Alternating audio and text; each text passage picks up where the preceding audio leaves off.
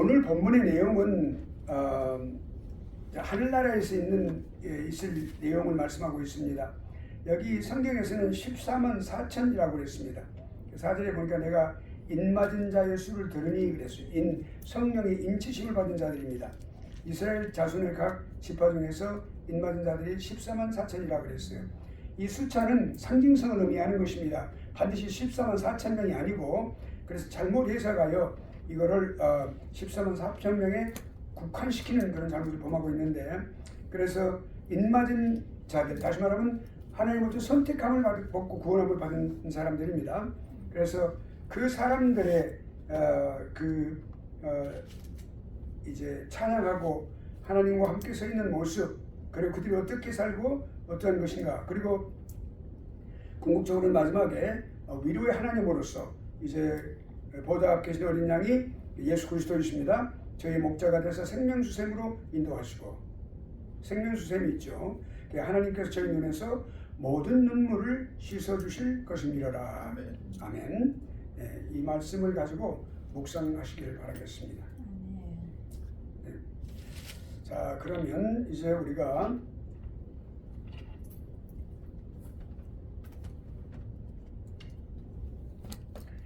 오늘 강의는 이제 중간 상태입니다. 페이지로 40페이지입니다. 교재.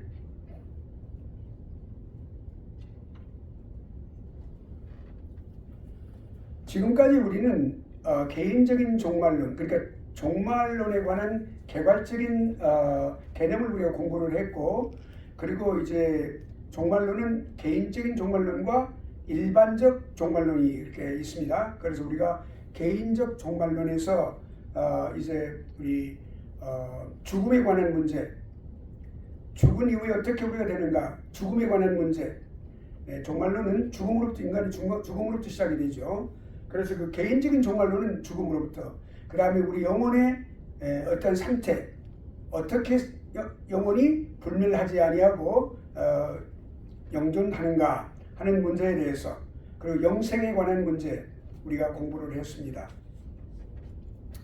그리고 이제 우리가 이제 중간 상태를 공부하게 되면, 중간 상태라고 해서는 inner state, 그러니까 intermediate state라고 말합니다. 그리고 inner state라고 뭐냐면 중간에 있는 상태를 말합니다. 무슨 중간에 있는 상태냐? 사람이 개인적으로 죽습니다. 죽은 이후에 예수 그리스도께서 다시 오시는 재림 때까지, 이 세상의 마지막 심판이 있는 때까지, 그 사이에 과연 우리의 영혼은 어떤 상태로 존재하는가, 그 상태가 어떤 것인가를 공부하는 거예요, 이 시간. 그래서 이제 그 상태에서 우리가 공부하는데, 죽음과 그 다음에 부활 사이에 예수 그리스도 재림이 있어야만 그때 우리가 모든 사람이 부활하게 되죠.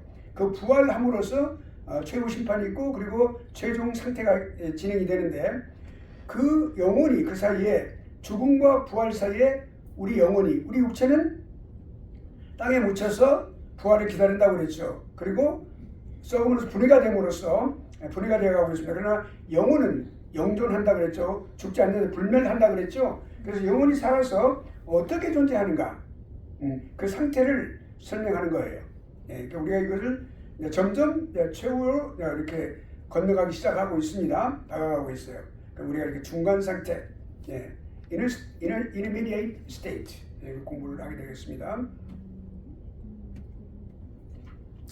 자, 그러면 역사적으로 어떻게 이 중간 상태에 대해서 그렇게 초대교회 때부터 연구하고 또 공부하고 그 문제에 대해서 어떻게 교류 형성하고 가르침 형성하고 했는지 우리가 좀 더 공부를 하도록 하겠습니다.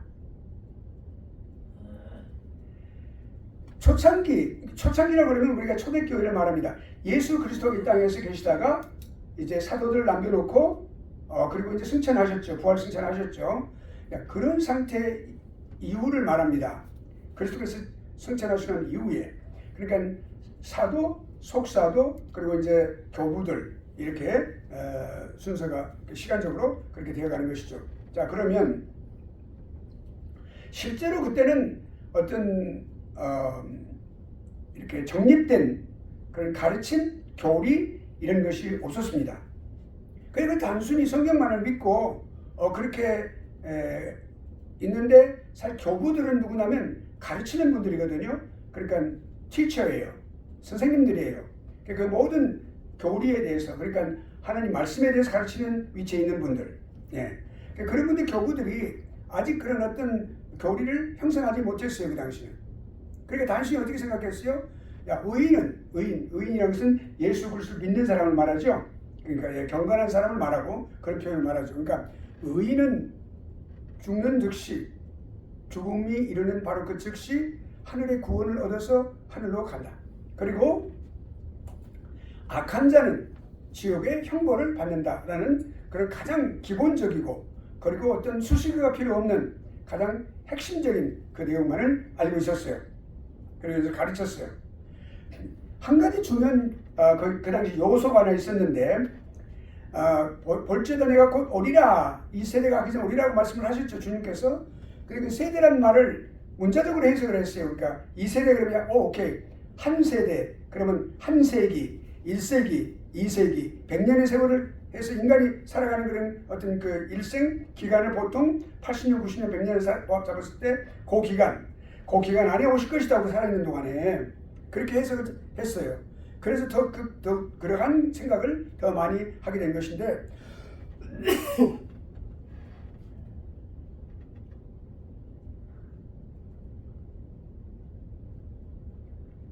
하나님의 말씀을 더 깊이 공부하고 묵상함으로써 그 성경 말씀이 말씀하고 있는 진리를, 깊은 바른 올바른 뜻을 더 알게 됐어요. 그 뭐냐면 주님께서 당장 지금 오시는 것이 아니고 언제 오실지 모른다 라는 그런 결론을 얻게 됐어요.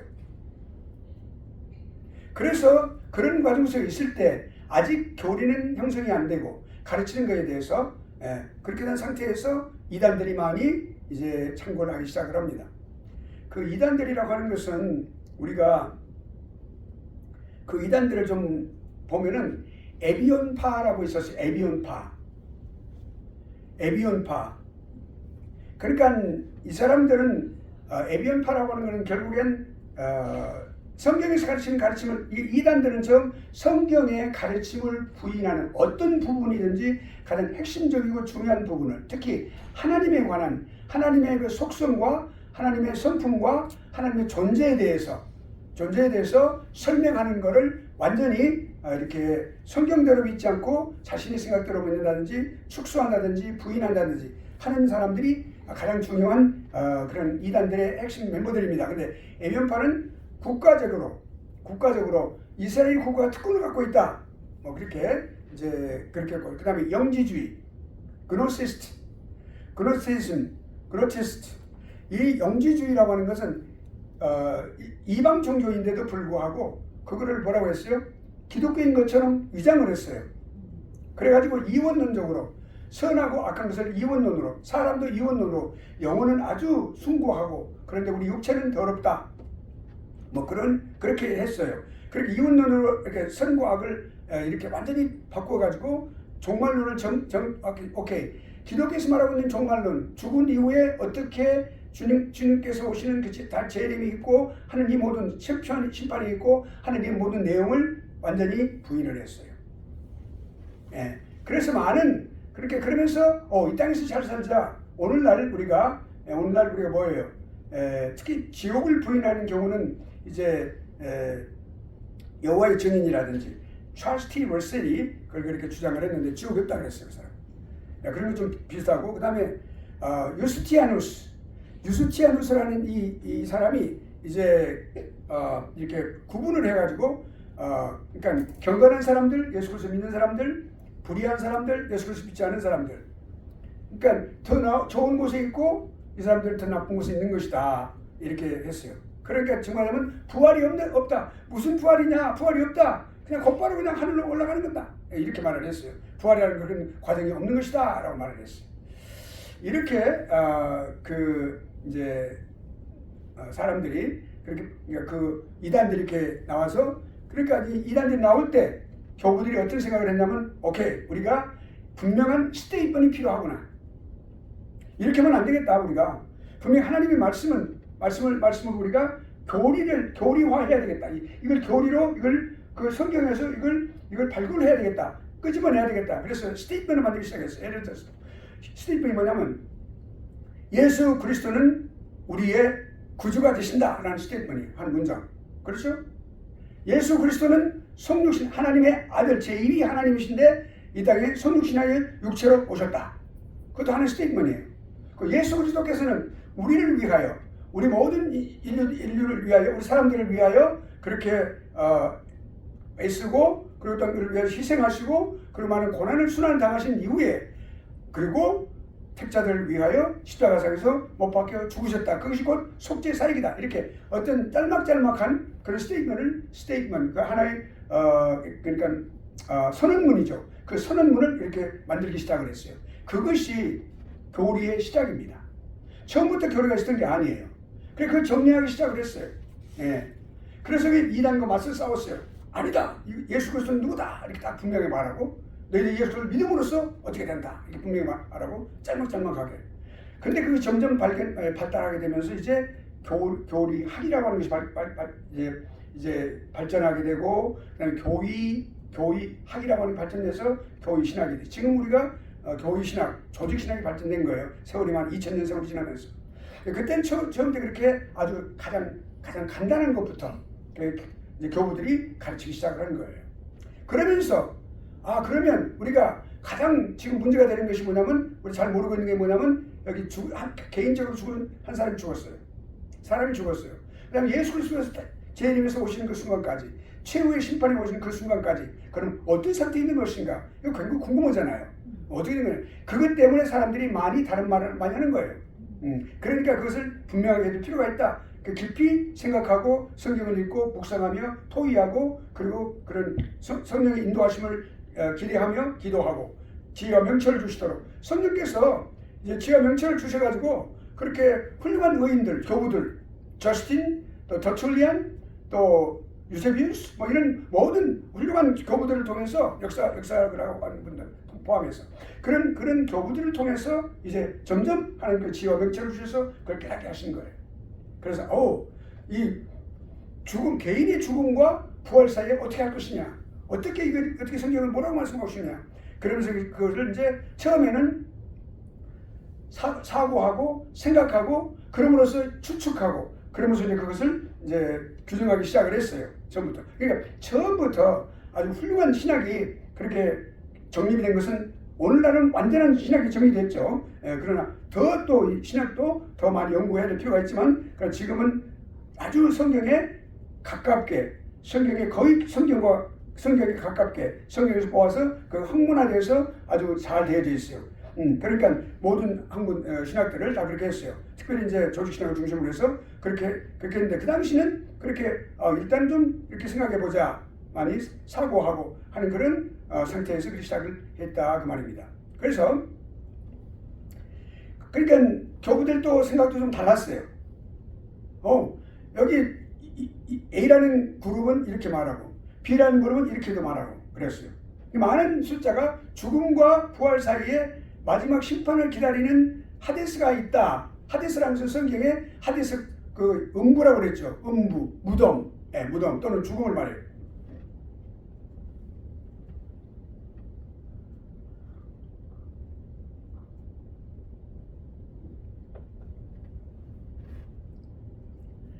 그런 그 하데스의 그 장소를 이제 말을 했고 또 다른 그룹은 의인의 영혼, 그러니까 예수 그리스도를 믿는 의인의 영혼이 죽으면 죽음 직후에 바로 직후에 영화가 되어서 천국으로 올라간다. 이런 견해를 점점 올바른 견해를 거기서 찾기 시작을 한 거예요.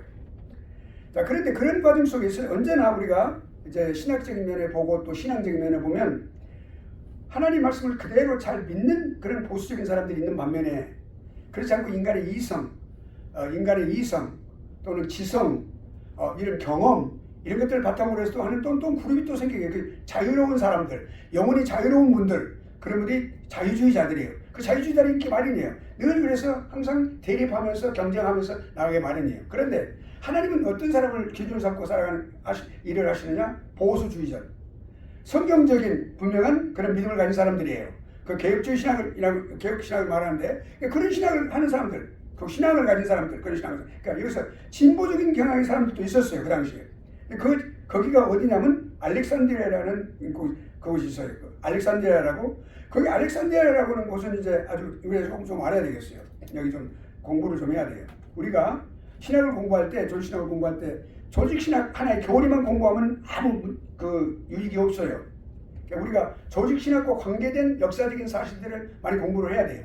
저는 우리가 각 종교들이 어떻게 이 종말론에 대해서 그런 영생에 대해서 생각을 했었느냐 하는 그런 종교들 어떠냐 그런 공부하듯이 여기 지금 우리가 알렉산드리아라고 하는 그 유명한 도시입니다.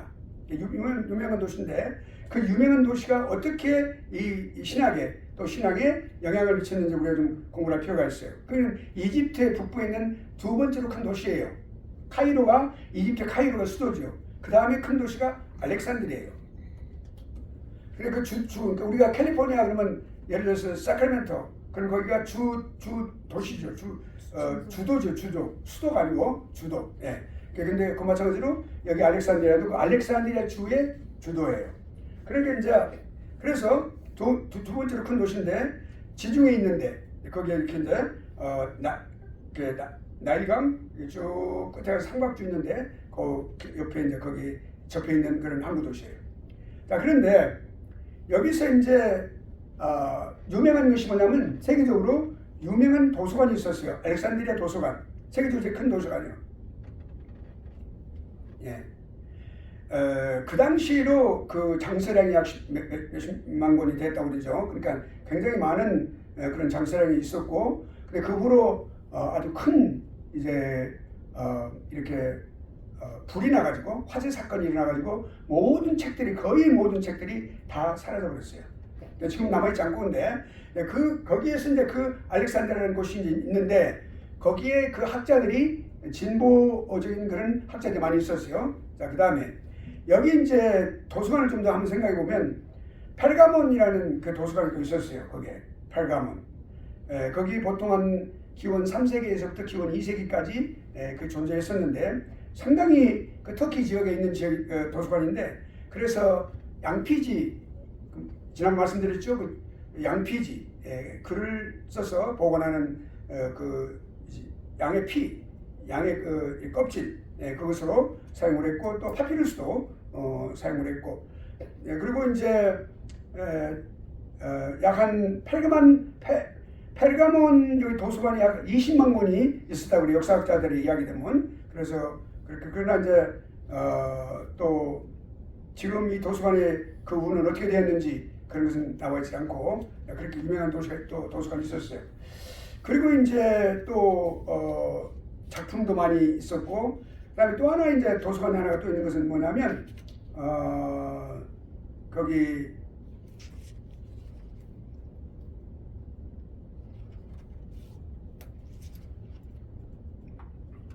페르가몬하고 그다음에 이제 알렉산드리아 도서관하고 그리고 이제 또 다른 이제 하나가 그리고 있었고 거기 이제 그다음에 지혜의 집이라고 그다음에 또 있었어요. 바그다드에 있었고 그런 도시들이 이제 있었는데 그 당시 알렉산드리아에 있던 그 도서관이 가장 큰 도서관입니다. 그런데 이 알렉산드리아 도서관 있는 그 바로 알렉산드리아에 어떤 일이 있었냐 그러면 우리가 성경적으로 기억을 많이 해야 될 게 뭐냐면 70인경이라고 있습니다. 셉추아진트 70인경이라고 하는 게 뭐냐면 그 당시 이제 그 그러니까 알렉산더 대왕이 그 당시 유럽을 지배를 했습니다. 다 정복을 했어요. 가는 곳마다 인도까지 이제 정복을 하러 왔었기 때문에 아주 세계적으로 모든 걸 다 나라를 다 그렇게 지배한 영웅이 바로 알렉산더 대왕입니다. 그런데 그 알렉산더 대왕 때문에 헬라어가 다 전부 공용어가 됐어요. 그러니까 우리가 성경에도 우리가 헬라어로 신약이 기록됐죠. 거기 기록된 단어가 그 헬라어가 코인의 헬라어입니다. 그 당시 코인의 헬라어가 아주 잘 이렇게 공용된 그런 언어였었어요. 그렇게 성경에 기록된 만큼 그런데 유대인들 가운데에서 사람들이 유대인인데요. 유대인의 언어는 원래가 히브리어입니다. 근데 사람들이 히브리어를 모르는 사람들이 태어나는 거예요. 배우지 않고. 히브리어를 모르는 유대인들이 많아지게 됐어요. 그러니까 이제 유대에서 이스라엘에서 학자들을 72명을 파송을 했어요. 그 당시 이제 이집트 왕이 허가를 받고 또 그래가지고 거기 이제 가장 큰 도시인 학문의 도시인 알렉산드리아로 보냅니다. 보내고서 72명이 이제 거기서 이제 연구하고 그런데 놀랍게도 구약 성경은 히브리어로 된 기록된 그 성경인데 그거를 헬라어로 번역을 하는 거예요. 그 학자들이. 근데 놀랍게도 따로따로 다 번역을 했어요. 이게 다 합쳐보니까 동일한 거예요. 그래서 성령의 역사로 그런 게 하나의 전승에 의해서 우리는 그걸 보지 않아서 모르지만 그 전승 기록에 의해서 그것이 밝혀지고 있는데 그래서 70인경이라 72명인데 70인 그러니까 70 사람 성경이다 그 말이에요. 이런 사람이 기록한 성경, 번역한 성경. 그래서 70인경 셉추아진트라고 말을 해요. 그래서 이제 굉장히 많이 사용을 하고 나중에 이제 벌게이트라는 그 라틴어로 된 또 성경이 나옵니다. 라틴어로 번역된 그 벌게이트 이거는 성경 형상이 나오는 건데 그래서 나올 때까지 이 이제 70인경을 정경으로 그렇게 했는데 중요한 게 뭐냐면 거기서 그 사람들이 번역을 할 때 외경은 또 그렇게 번역을 하고 집어넣었어요. 뭐 바룩서, 뭐 지혜서 그러듯이 이렇게 해가지고 일부를 다른 게 아니고 그래서 유대인들은 이 70인경을 사용을 하지 않습니다. 원래 유대인들은 히브리어 성경을 마소라 마소라 정통 학자들 유대인 정통 학자들이 마소라 사본만을 사용을 하고 있어요. 그 사람들은 다른 거 사용 안 해요.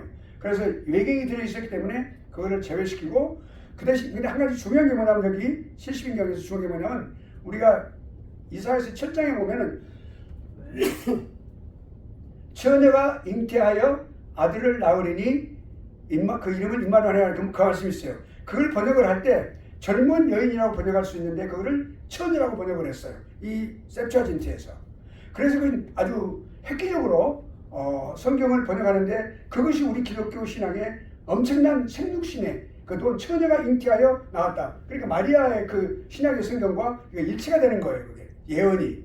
그래서 이 70인경이 매우 높이 평가가 되었는데 한 가지 뭐냐면 우리가 지금은 학문적으로 70인경을 우리가 도움을 받기 위해서 서포트로 사용하지는 않습니다.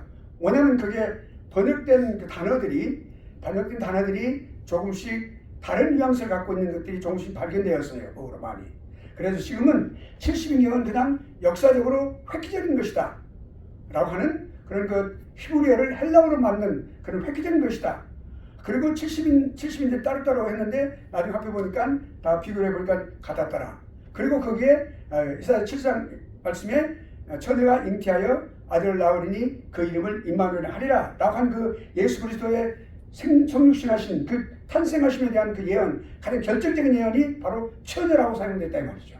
그것이 매우 중요한 그런 하나의 공헌이라고 볼 수가 있습니다. 그러나 우리가 그걸 학문적으로 사용을 하지는 않습니다. 그러니까 그거를 매우 중요하게 우리가 생각하고 있다라고 하는 것이죠. 자, 그러니까 중요한 것은 뭐냐면 알렉산드리아에서 그것이 그래서 알렉산드리아 거기서 번역을 한 거예요. 그러니까. 그리고 이제 자 그러면 그런 우리가 그 정도로 알렉산드리아를 좀 공부하면 되겠어요. 알렉산드리아를 기억하시면 좋아요. 그걸 꼭 그렇게 하시고 그다음 펠가몬이라는 그런 도서관도 있었고 매우 중요한 도는 두 개가 있었어요. 알렉산드리아하고 그다음에 펠가몬하고 두 개가 있었는데 불이 다 없어졌고 펠가몬은 나중에 어떻게 됐는지 역사에 나와 있지 않다라고 하는 것을 우리가 알 수가 있습니다.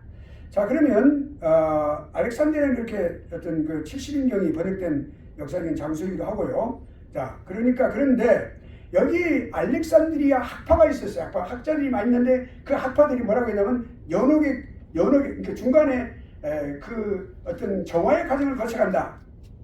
사람이 죽으면 절대로 변함이 없습니다. 죽은 이후에 발전하거나 신앙이 많아지거나 또는 깊어지거나 그럴 수는 없어요. 성경이 그렇게 말씀하고 있잖아요. 그런데 여기 알렉산드리아 이 학파들은 이게 단점이죠. 그 자유주의자들이 뭐라고 했냐면 영혼이 정화한다.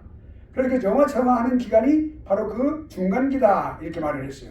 그래서 로마 카톨릭이 지금 사용하고 있는 연옥설을 갖다가 그렇게 말해준 그런 중요한 장본이 누구요? 알렉산드리아 학파다라고 우리가 기억을 할 필요가 있습니다. 그러니까 알렉산드리아가 좋은 역사적인 그런 획기적인 그런 일이 있는 반면에 또 이렇게 비성경적인 그런 어떤 이론을 만들어내는 또한 그런 자유주의자들의 그런 어떤 아주 활동이 왕성했던 바로 그런 장소가 알렉산드리아다. 그렇게 우리가 말할 수 있습니다. 그래서 이제 그러나 시간이 많이 경과함에 따라서 이제 뭡니까? 우리 교부들이 어떻게 정리를 하기 시작했냐면 중간 상태는 하데스는 형벌을 받는 장소다. 이렇게 지옥이나 게헨나와 같은 그런 게헨나가 우리 어떤 지옥이라는 뜻은 그런 뜻을 갖고 있어요. 그래서 그렇게 하고 있다라고 하는 것을 그렇게 이론이 정립됐다라고 하는 사실을 우리가 알 수가 있거든요. 그렇게 알고 그다음에 중세기에 들어가면 중세기는 천주교의 그 활동 무대였습니다. 활동 시기였습니다. 약 1000년의 기간이. 그러니까 16세기가 종교개혁이 일어났어요.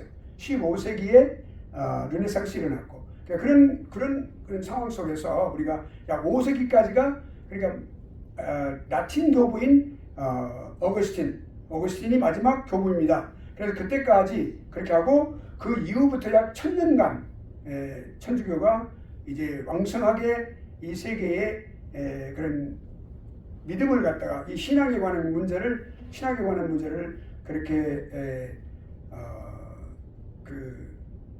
확보하고 그렇게 잘못된 것들을 가르쳤던 어둠의 시대가 바로 중세기입니다. 연옥설을 발전시켰습니다 그때.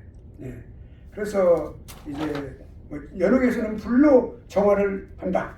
불로 정화를 받는다. 정화라는 것은 깨끗함을 받는다. 깨끗하지 못한 자들이 못 가고 림보라는 곳이 있어요. 유아 림보 또 이제 거기에 또 선조 림보 이렇게 림보에 머무른다. 그래서 거기서 이렇게 연옥의 불을 통해서 정화를 받는 것이다. 이렇게 말을 했어요. 그것이 천주교가 이제 주관을 했던 플로렌스 공회예요. 플로렌스 공회 1400년대. 그 다음에 또 그 1세기 후에 1500년대 트렌트 공회. 그게 다 천주교 주관으로 돼서 그 이 지옥이 악을 받아들이지만 죄 오염이 없는 그 의인들, 즉 하늘나라로 들어간다. 그렇게 많이 믿고 있었는데도 불구하고 이렇게 여기서 그 연옥 교리를 확증을 시켰습니다. 그래서 필요한 사람들은 짧게 또는 길게 연옥에 머물면서 불로 정화를 받는다. 그거를 연옥의 정화라 그 말이에요. 그러니까 아까 말씀드린 대로 선조 림보 또 이제 그런 머물러 그 림보라고 하는 것은 지옥과 이렇게 그런 변두리를 말합니다. 그 지구를 말하는데 거기에서 이제 부활 때까지 머무르면서 정화를 받는다 이렇게 말을 했어요. 그 잘못된 것이죠. 그렇게 어둠 세월이 지난 이후에 이제 종교 개혁이 이제 도달합니다. 종교 개혁 시대예요. 종교 개혁 시대는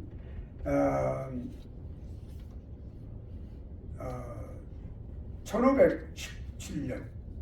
그러니까 마틴 루터가 이제 로마서 1장 16절과 17절 말씀을 통해서 이제 그 구원에 관한 분명한 이신칭의 또 이신득이라고 하는 그런 놀라운 그런 일을 깨닫고 난 이후에 믿음으로 말미암아 의롭다함을 입는다라고 하는 그 내용을 알고 난 이후에 시작이 됐습니다. 그리고 이제 사실은 마틴 루터는 종교 개혁을 시작한 사람은 아닙니다. 그것이 그가 그런 어떤 그 깨닫고 그게 그 성당의 천주교 성당의 그 벽문을 95개 조항을 갖다 딱 질문의 그 벽문이 그거를 딱 답하세요. 95가지 이렇게 딱 했어요. 그렇게 그것이 도화선이 된 거예요. 그래서 종교 개혁의 불길이 거기서부터 타오르기 시작을 한 거예요. 그러니까 우리가 마틴 루터부터 시작됐다라고 일반적으로 말을 하죠. 좀 더 깊이 들어가면 그런 면이 있다는 것을 우리가 알 수가 있습니다. 그래서 이 연옥의 개념을 종교 개혁자들은 다 거부했습니다. 연옥은 없다. 너는 있는 것이 아니다. 그러니까 이신칭의 교리입니다. 이건 이신칭의 믿음으로 말미암아 의롭다 칭함을 받는다. 또 이신득이라고 합니다. 믿음으로 말미암아 의롭다함을 얻는다라고 하는 거죠. 이 두 가지예요. 이신득이 또는 이신득이 또는 이신칭이 똑같은 말입니다. 그래서 그러니까 사람은 죽음이 고통이잖아요. 그 죽음의 고통을 겪은 후에 곧바로 하늘의 구원이나 지옥의 멸망에 들어간다고 누가 가르쳤어요? 종교개혁자들이 가르쳤어요.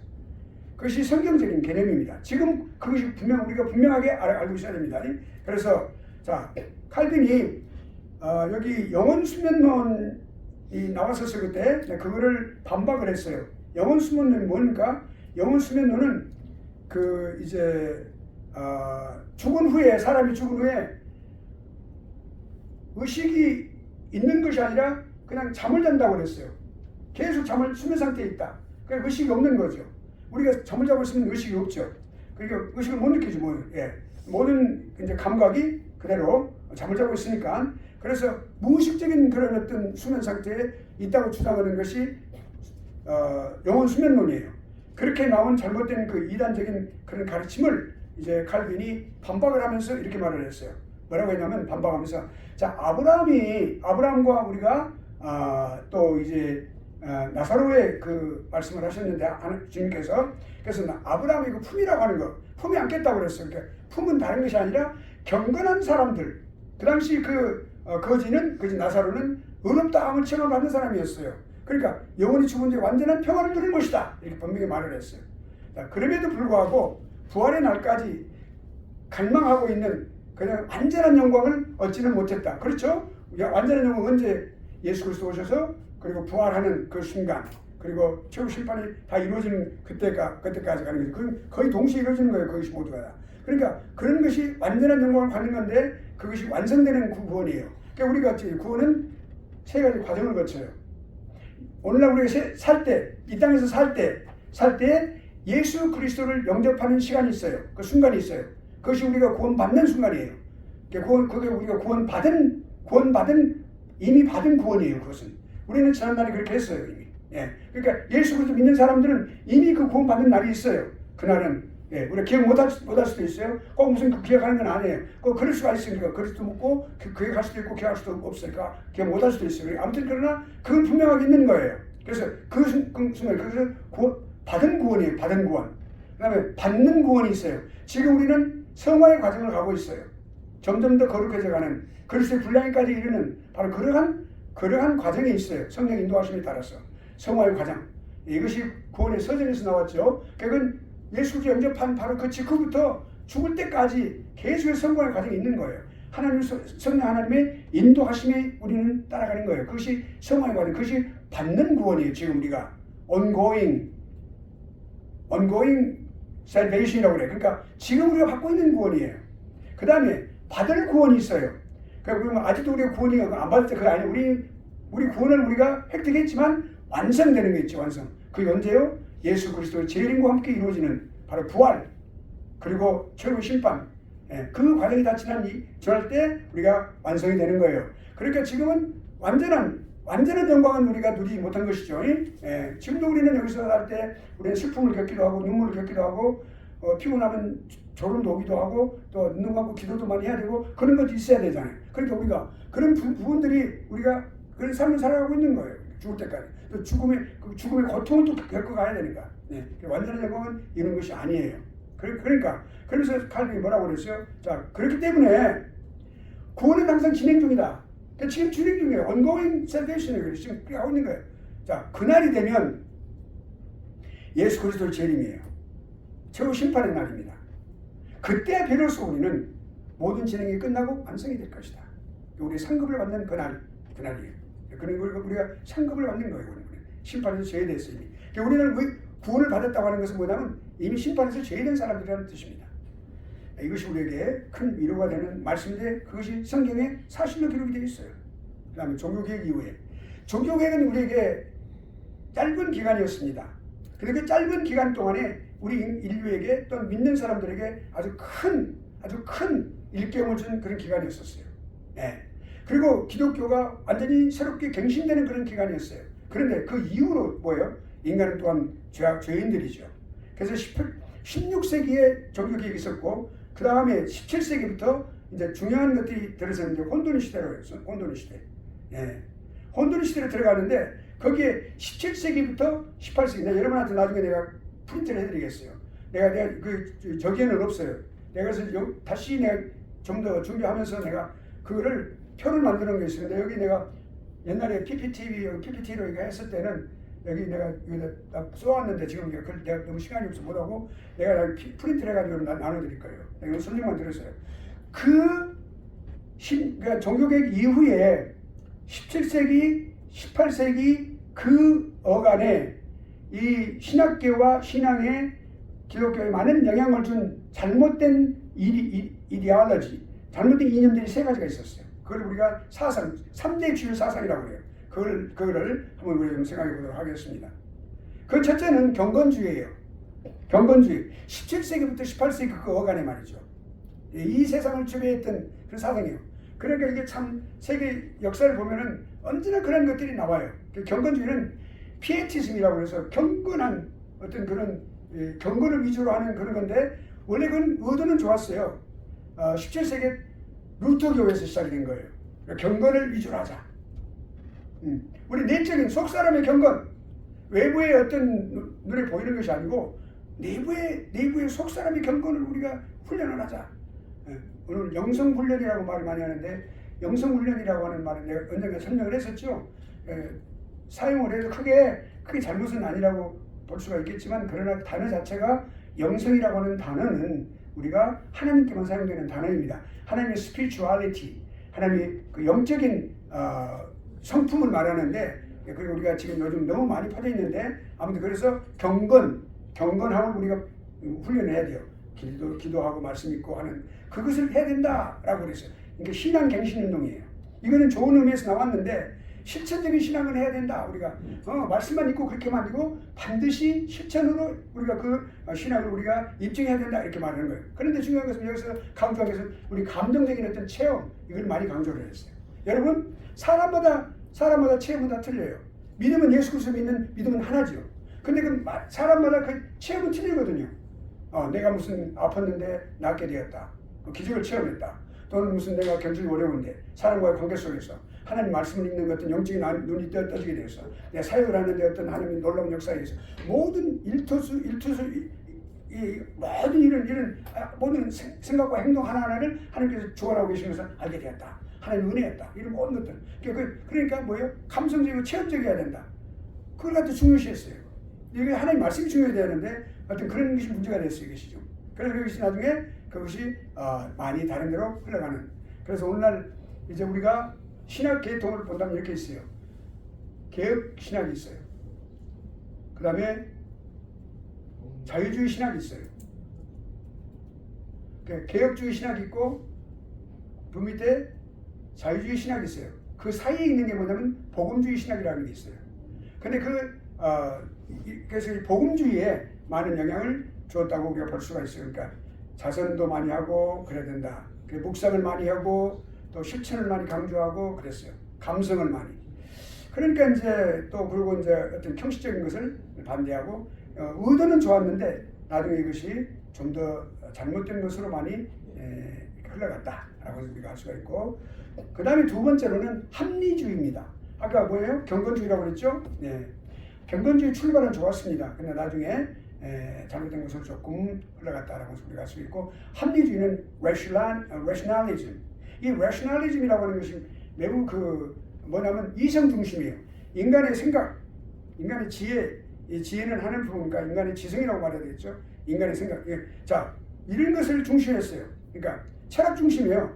철학 중심의 어떤 그런 이성을 강조를 했다고 말이에요. 그러니까 이성이 뭐예요? 이성, 여러분. 이성이 뭐예요? reason이라는 거. 사물의 이치를 갖다가 논리적으로 생각하는 능력을 말하는 거예요.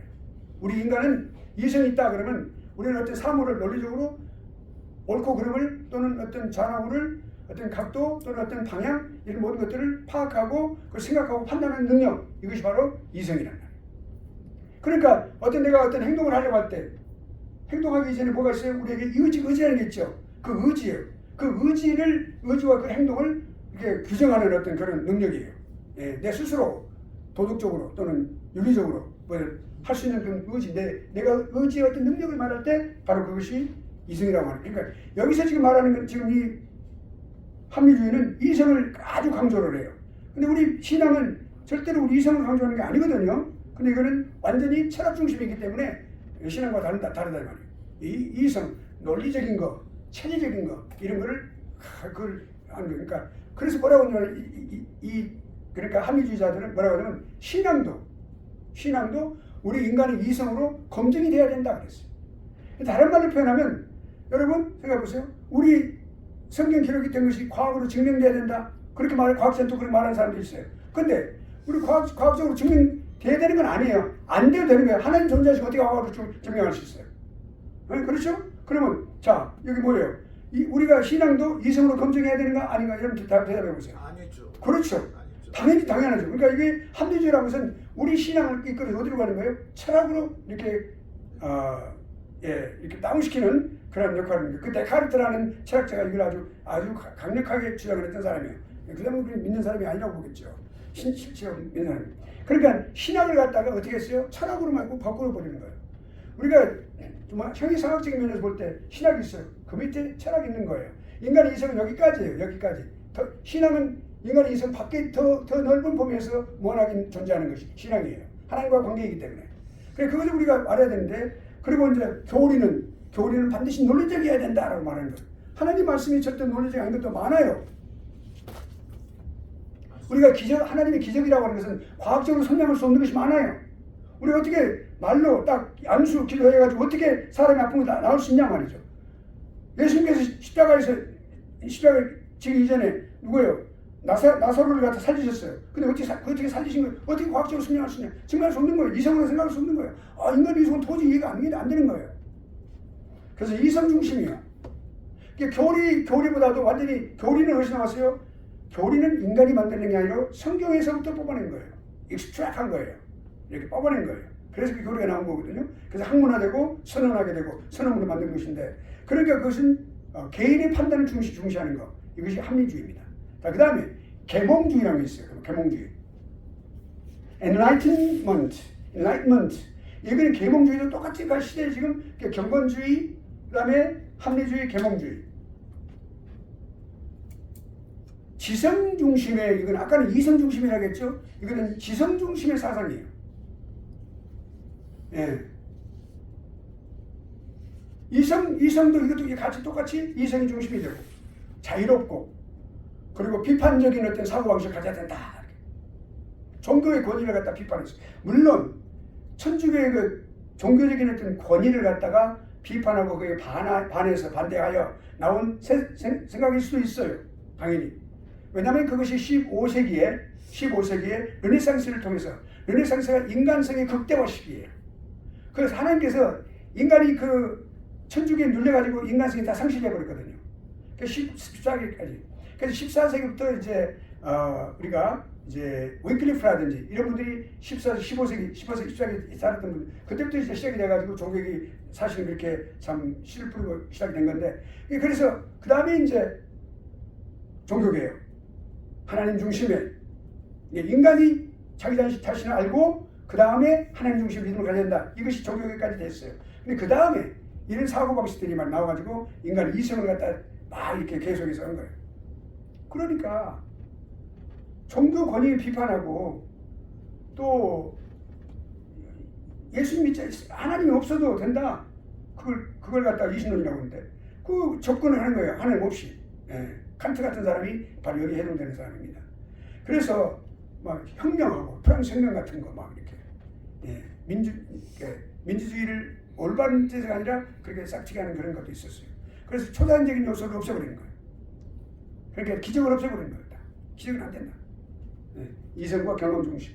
이러한 그 사상들이 이제 있어가지고 그게 지금의 오늘날의 신신학을 이렇게 기조를 만들게 된 겁니다. 자유주의가 그렇게 더 깊이 더 이렇게 나게 된 것을 우리가 알 수가 있습니다. 자, 그러니까 그렇게 그런 사상을 바탕으로 한 사람들의 생각 때문에 종말론의 중간 상태 개념도 많이 바꿔졌었어요. 17세기, 18세기. 지금 우리는 지금 21세기에 살고 있죠. 그러니까 우리가 보면은 초대교회 때부터 이제 초대교회 때부터 교부들로부터 이렇게 우리가 죽으면 바로 의인은 하늘로 즉시하고 그리고 악인은 지옥으로 즉시한다 라고 하는 그러한 가장 간편하고 간단하고 그리고 베이직 가장 기초가 되는 그런 개념을 시작을 해서 많이 그렇게 했었는데 그렇게 했는데 다시 이제 막 신학자들이 또 철학자들과 막 이렇게 해가지고 그런 어떤 전통적인 어떤 그런 생각에서 벗어나서 많이 돌아왔어요. 그러니까 스위스나 영국이나 또는 독일 사람들, 신학자들이. 영국은 원래 훌륭한 그런 신학의 나라였는데 거기가 이제 많이 이제 이렇게 그 천주교가 또 많이 들어가고 그 깊이 관여하게 되고 그래서 기독교인들이 많이 핍박을 당하고 그런 나라가 됐고 지금은 이제 오늘날 21세기에서는 또 무슬림이 많이 그렇게 많아지는 또 나라가 되어버리고 말았는데 독일도 그렇고 독일도 아주 신학에서 자유주의의 본산이 독일입니다. 예. 그래서 연옥교리들, 경건주의자들 또 그 외에 신비주의는 기독교 안에서 있었던 신비주의가 또 있습니다. 그거는 이제 그렇게 있었고 그래서 어떤 그런 영혼 수면설 같은 거 과거에 있었던 잘못된 것들이 다시 여기서 17세기, 18세기 또 다시 나타나기 시작하는 거예요. 예. 그래서 이제 그 이단과 어떤 관계된 것, 소시누스파라고 우리 교재에 소시누스파가 있죠. 그러니까 소시누스파는 16세기 이탈리아 사람이에요. 파우스트 소시니가 이제 그 사상을 주장을 했던 그런 합리주의적인 기독교 운동이 바로 소시누스파 운동입니다. 소시니아니즘, 그것이 소시니안주의라고 말하고 소시누스파 그 사람들이 그렇게 말하기도. 그러니까 삼위일체 교리를 다 부인을 했어요, 그 사람들. 여러분 이단들이 가장 핵심적인 게 뭐냐면 삼위일체 교리를 부인을 해요. 그러니까 뭘 말하냐면 그냥 일신론이에요. 이게 마호멧도 그러죠. 지금 마호멧교도 그래요. 마호멧도 성자 예수님을 인정하지 않아요. 삼위 하나님을 인정하지 않아요. 하나님만 인정하는 거예요. 그러니까 그 사람들이 생각하는 예를 들어 십자가를 죽었다는 사실을 그들이 말할 때는 성부가 십자가를 죽었다. 성부 순환선을 갖다 이야기를 하기도 하고 그래요. 그러니까 똑같이 성부하고 성자하고 성부다. 그러니까 하나의 일신 없어요. 다른 거 없어요. 그냥 하나님 한 번만 있는 거예요. 일신론을 갖다가 이렇게 주장하기도 하고. 예. 그러니까 원죄도 없어요. 그 사람들은 원죄. 대속 십자가의 죽으심의 대속이라고 해서 예수님 십자가의 죽으심을 말하죠. 그 대속의 은혜도 없어요. 영원한 형벌 없는 거예요. 예. 전통교 다 부인하는 거예요. 성경의 권위는 책은 있지만 그 권위를 우리 인간 이성으로 이해가 돼야만 된다고 인간 이성을 그 위에다 딱 놔뒀어요. 예. 그래서 그런 그 소시누스파가 그렇게 많이 또 횡행을 하고 또 주장을 하는 바가 많이 있었습니다.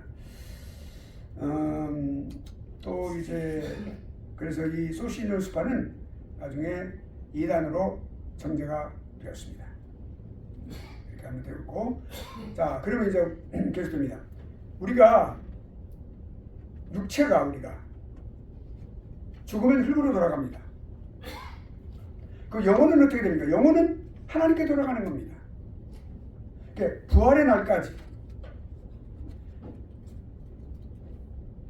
인식하고 또 의식을 갖고 그렇게 존재하는데 여기 소시누파는 그러니까 없다고 말했어요. 제세례파도 그랬어요. 제세례파는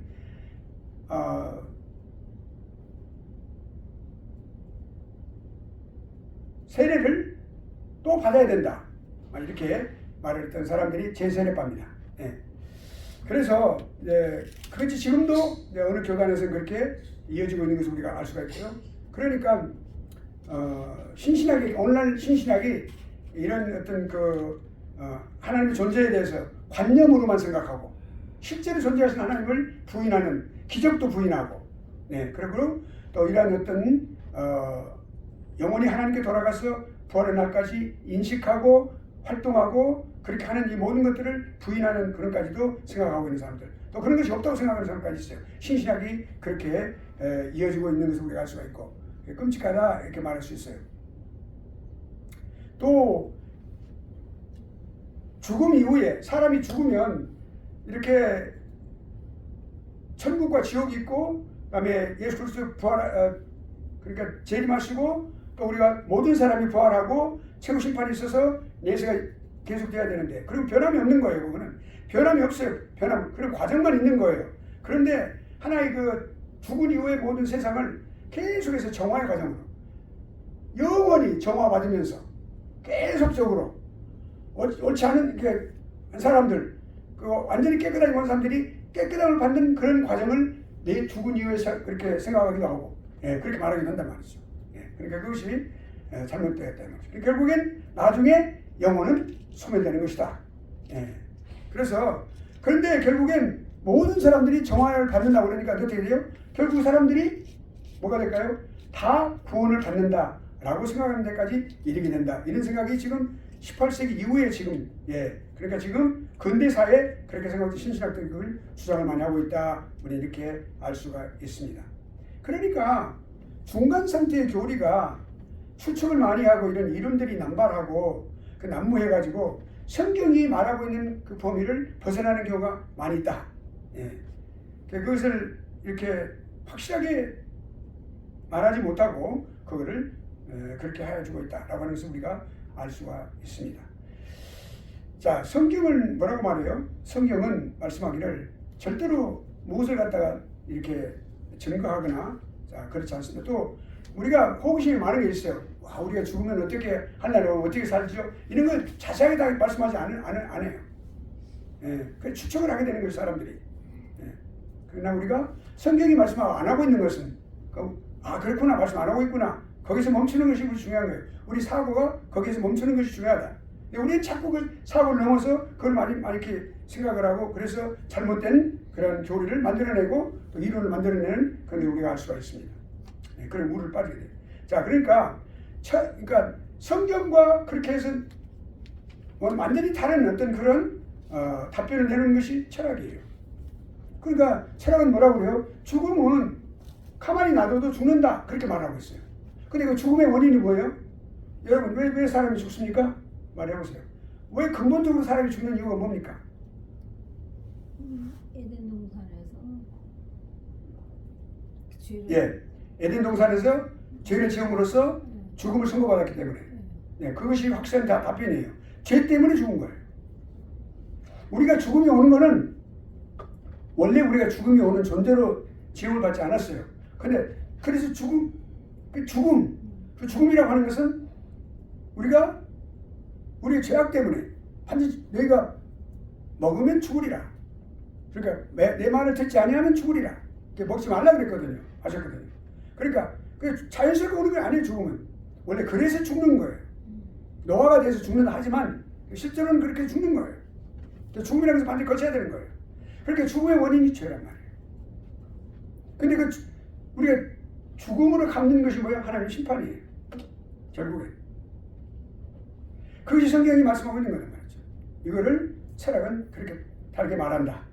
우리가 그것을 잘 알았으면 좋겠어요. 자, 그러면 성경은 어떻게 중간 상태를 설명하고 있는지 한번 좀 생각해 보도록 하겠습니다. 수올과 하데스, 이거는 히브리어하고 그 다음에 헬라어를 사용해서 기록한 거예요. 수올, 쉐올, 하데스, 그건 헬라어고요. 또 수올은 음부라는 뜻이에요.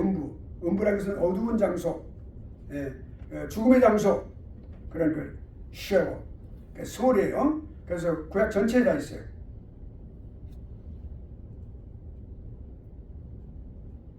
자, 그렇게 첫째로 문자적으로 그대로 죽는 자가 있는 땅, 죽는 자가 있는 곳, 아래 깊은 곳, 그걸 수올이라고 그랬어요. 그거 한번 성경 좀 찾아볼까요?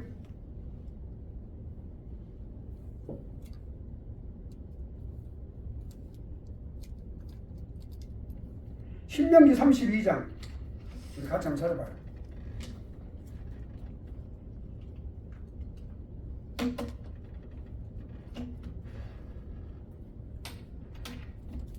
신명기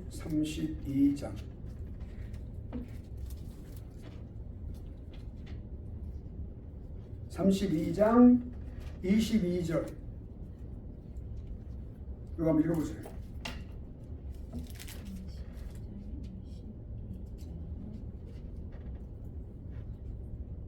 그러므로 내 분노의 불이 일어나서 수월의 깊은 곳까지 불사르며 땅과 그 소산을 삼키며 산들의 터도 불타게 하는도다. 아멘. 여기 수월이라고 되어 있죠. 이제 개역 개정에는 음부라고 되어 있습니다. 그걸 번역해서 썼고, 그다음에 지금 나오는 성경은 이제 개역 개정판은 이제 거기서 음부가 아니고 수월이라고 그냥 그대로 원어의 발음을 그대로 잘 살려서 그렇게 했어요. 그러니까 깊은 곳까지, 깊은 곳이라고 말을 했어요. 그러니까 수월을 깊은 곳으로 그렇게 표현을 했습니다. 그 다음에 또 다른 의미로는 이제 여기 그 어떤 순환 또는 죽음을 말할 때, 죽음 자체를 말할 때 그때 우리가 이 단어를 사용을 하는 것이죠. 성경하고 있어요. 그럼 시편 116편 3절 한번 찾아보죠.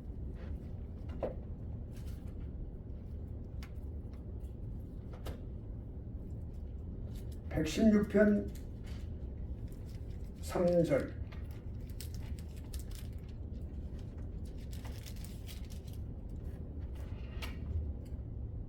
사망의 줄이 나를 두르고 수월의 고통이 내게 이름으로 내가 환난과 슬픔을 만났을 때에.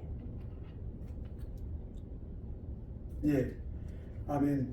여기 사망의 줄이 나를 두르고 음부와 고통, 그리고 음부의 고통, 고통과 음부를 함께 그리고 사망 이렇게 연결해서 죽음의 상태를 말하고 고통의 상태, 순환의 상태를 말해주고 있습니다. 그러니까 신약에서는 하데스, 또 수월과 같은 의미예요. 그러니까 형벌의 장소, 그 지옥이라든지 또 죽음의 상태, 또 무덤 이렇게 했어요. 그거 한번 찾아보면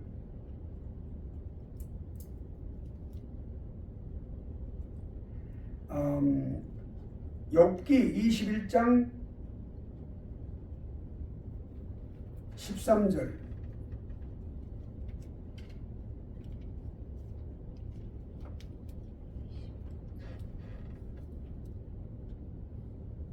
그들의 날을 행복하게 지내다가 잠깐 사이에 수월에 내려가느니라. 예, 음부에 내려가느니라, 수월에 내려가느니라. 그렇게 말씀하고 있고, 신약에서 찾아보겠습니다. 사도행전 2장 27절.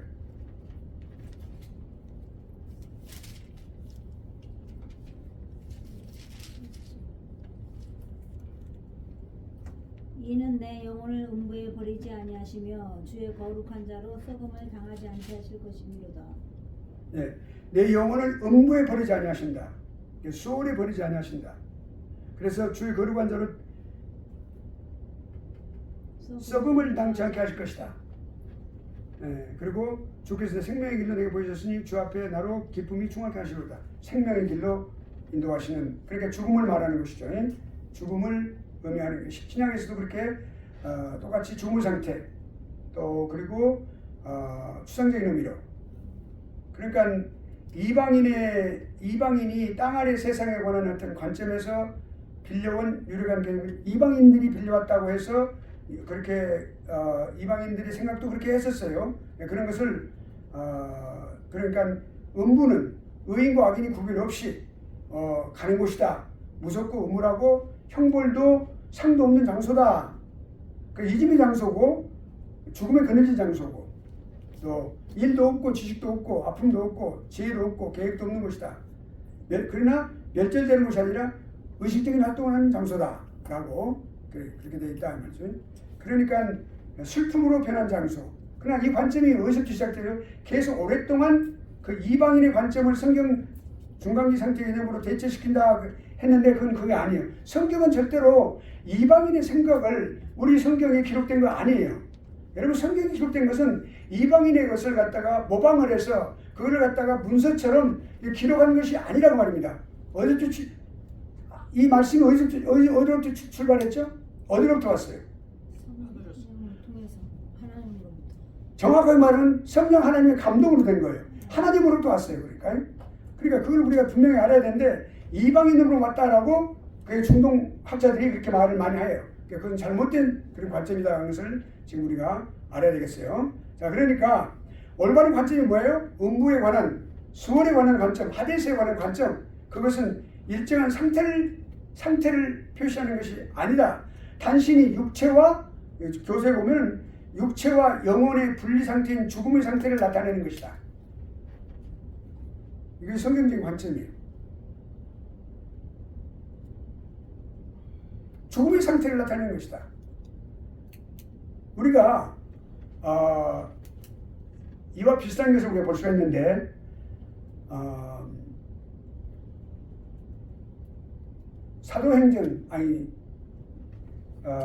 사도신경에 보면 뭐라고 나와 있어요? 사도신경 한번 봅시다. 천천히 읽어보세요.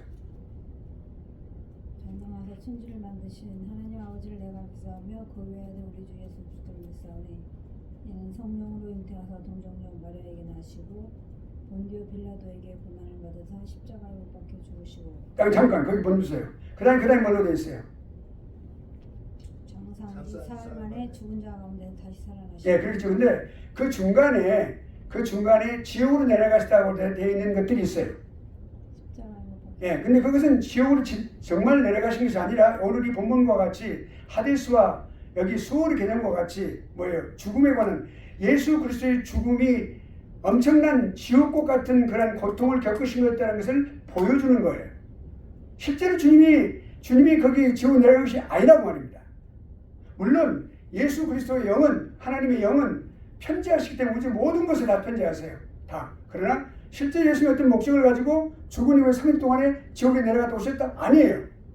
이거 분명히 알아야 됩니다. 이건 계획주의 신학적인 관점에서 이걸 분명하게 하는 거예요. 그래서 나는 그건 없앤 거예요. 그것이 잘못됐으니까.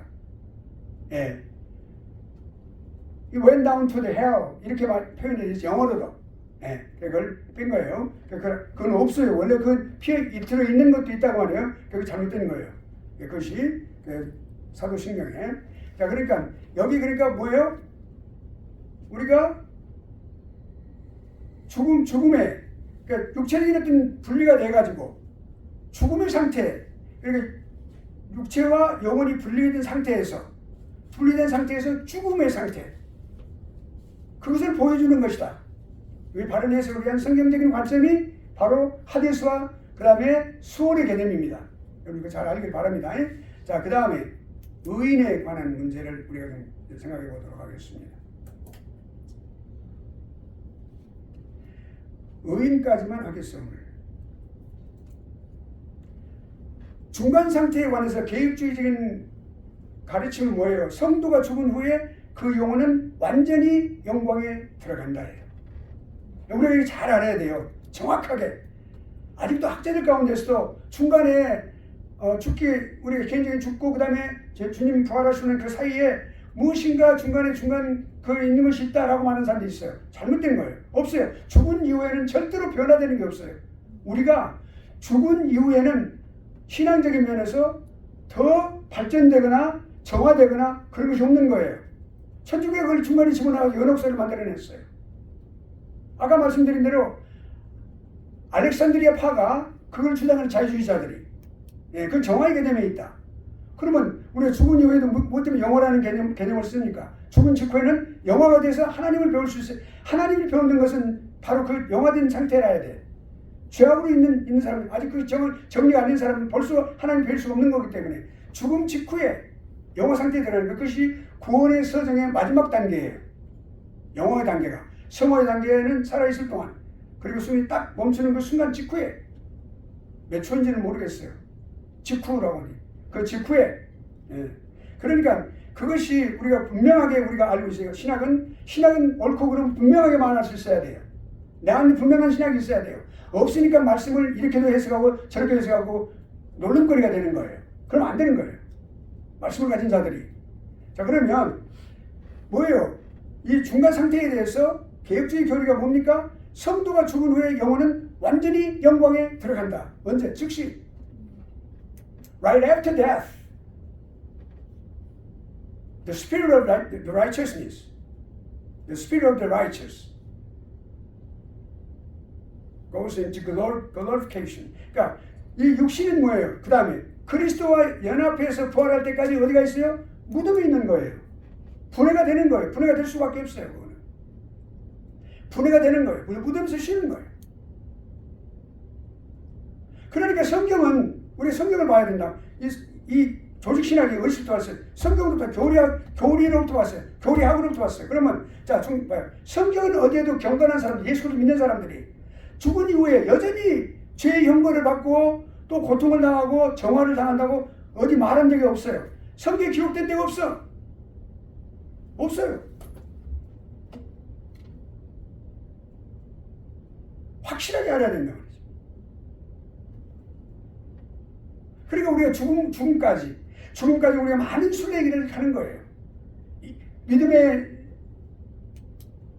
기복을 겪으면서 아주 성령 충만했다가 그렇지 못하고 그렇지만 전반적으로 계속해서 이렇게 깊은 그리스도의 분량에까지 이르도록 장성한 분량에까지 이르도록 가는 거예요.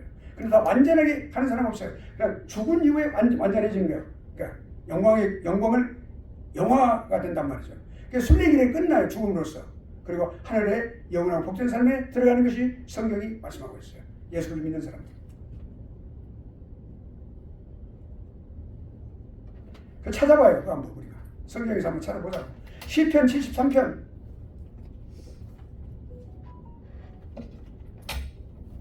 시편 73편 24, 25절.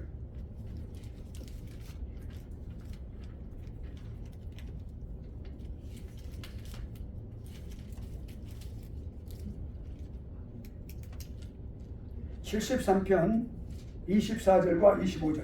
주의 교훈으로 나를 인도하시고 후에는 영광으로 나를 영접하시리니 하늘에서는 주 외에 누가 내게 있으리요 땅에서는 주밖에 내가 사모할이 없나이다. 여기 중요한 말씀입니다. 24절에 있어요. 주의 교훈으로 나를 인도하시고 성령의 인도하심을 하나님의 말씀으로 나를 인도하셨어요.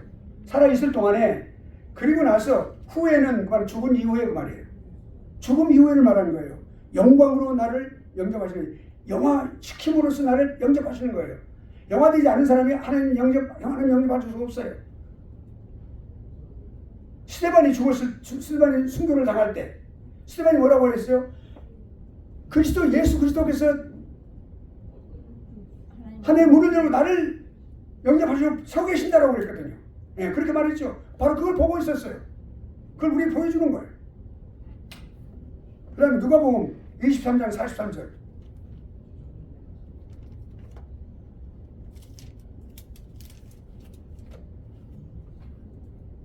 예수께서 이르시되 내가 진실로 내게 이르노니 오늘 네가 나와 함께 낙원에 있으리라 하시니라. 아멘. 네, 바로 오늘 내가 지금 죽은 이후에, 내 십자가 죽은 이후에. 그 다음에 사도행전 7장 59절.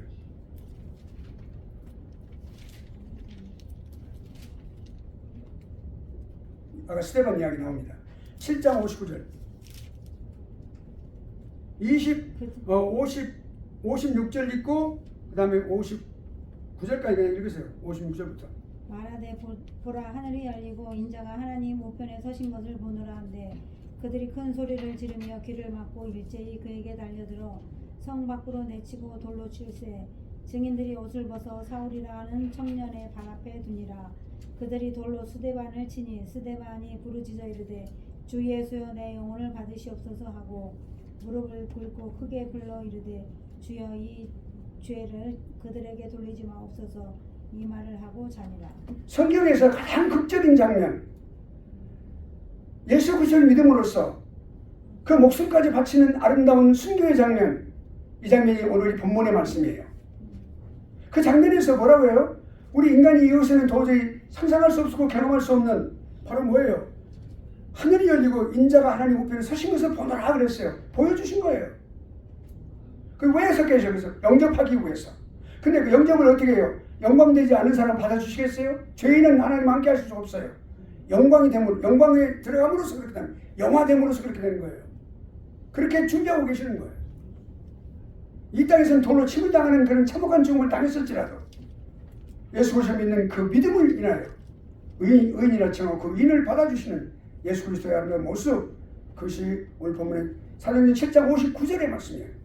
오늘 우리가 세상을 살아가면서 이런 믿음의 길을 우리가 가면서 정말로 우리는 확실한 분명한 그런 이런 성경의 가르침을 가지고 우리가 살아야만 됩니다. 우리 스스로 가져갈 뿐만 아니라 그래야만 우리를 가르치는 사람들이 올바른 사람들을 우리가 키워낼 수 있고 그들을 만들어낼 수 있고 거목으로 만들 수가 있어요. 믿음의 사람 만들 수 있어요. 오늘 여기까지 하겠습니다.